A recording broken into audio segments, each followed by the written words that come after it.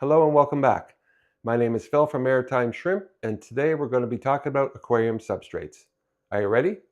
Let's get started.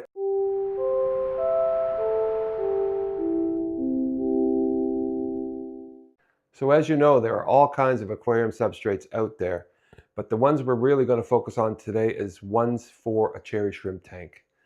So we will be mainly looking at substrates that are inert. Now, inert means that they won't change the pH or the water hardness of your aquarium water. So when talking about a cherry shrimp tank, the first question I guess would be, do I even need a substrate in my tank? And for cherry shrimp, technically, no. You do not need a substrate in your tank as long as you're providing them with a lot of plant space, rocks, your sponge filter, a lot of places for biofilm to build up in the first place. They'll be just fine. I would recommend using a substrate just because that gives so much more area for biofilm to grow and microorganisms to live, and another place basically for them to feed. So I would recommend using a substrate. That would be my advice for sure. Aquarium gravel comes in hundreds of colors. You can go anywhere from white, beige, all the way to black to rainbow colors. It's your choice. You can use your own imagination. There's lots of colors to choose from. Usually, it comes in a couple different sizes. You can get more of the sharper, smaller pieces, or you can get a rounded piece.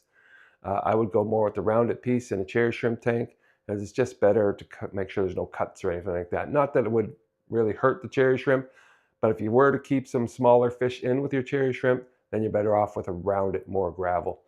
Just be aware that with your gravels, a lot of them are covered in a epoxy, so that after a few years of use or whatever, that epoxy eventually will start to flake off, and your paints will start to flake off as well. So that can cause you issues in your tank. Now, aquarium gravel can also come in like a smooth, sort of like a river stone as well. So you can use that gravel. All of the aquarium gravels that are out there are perfect for growing plants. It gives them lots of room for the roots to spread out in them, and you can easily add root tabs to the bottom of your aquarium gravel to help your plants grow. Now, sand comes in a variety of different colors as well. You can get it anywhere from white to black to beige, or you can do blues or pinks or anything like that now in sand. I would suggest doing a color that suits the shrimp that you plan on keeping in your tank. Sand comes in two different sizes. You can get a fine sand or a coarse sand. Now, the fine sand is not great for growing plants as it tends to pack down, and your fish poop, shrimp poop, and all that has a hard time getting down into the sand. It'll stay mostly on the surface of the sand. So it'll have less opportunity to feed those plants. Now, the coarse sand is, of course, more coarse. You can actually have room for your roots to grow on the coarse sand, and it's easy to get root tabs down into the sand. And eventually your fish poop and your shrimp poop that you actually have in your tank will get down there as well and help feed those plants for you.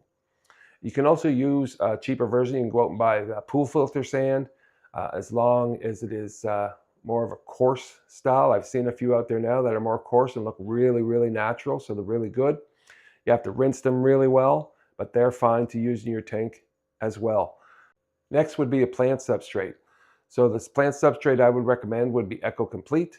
It comes in two different colors. It comes in a black and a red. What's nice about the plant substrate, of course, it's perfect for growing your plants. So it comes in the bag. It comes with some sort of fertilizer, liquid fertilizer, already saturating the rocks in the bag. So you don't have to rinse that. You put that right into your tank and it's ready to go. The plants will thrive on that nutrients and fertilizer that they include in that, and it will grow baby roots of your plants, and it'll help them establish themselves right away. So I would recommend the Eco Complete. It's relatively expensive now, but sometimes when I use it, I'll use it as a layer underneath my coarse sand and then put a cap of coarse sand over the top. That way you can plant those plants down deep into it and they will just thrive in it. So that would be my suggestion for a plant substrate.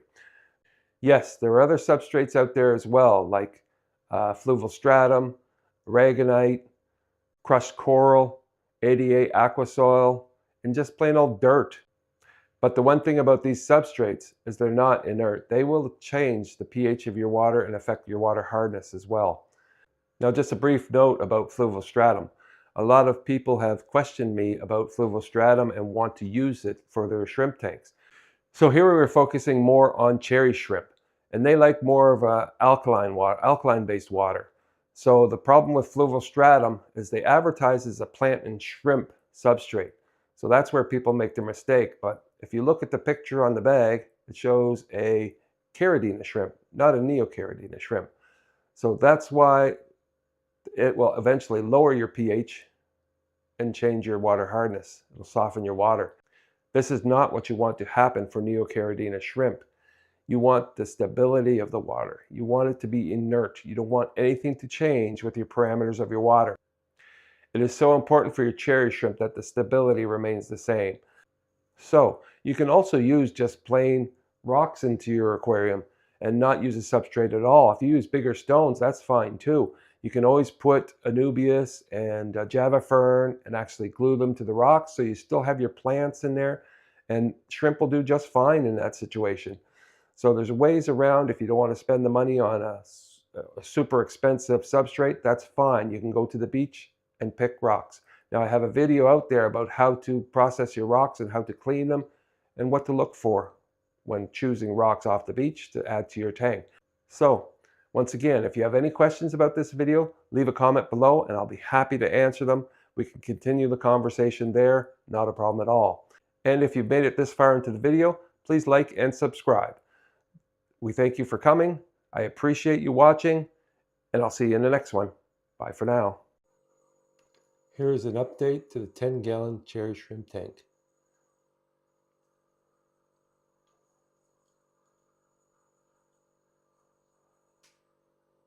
I've added the rocks and the background.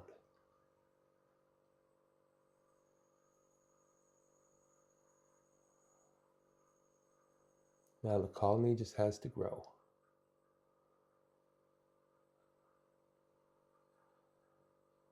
I'm using this tank as my call tank currently. Oh, look, life, a snail.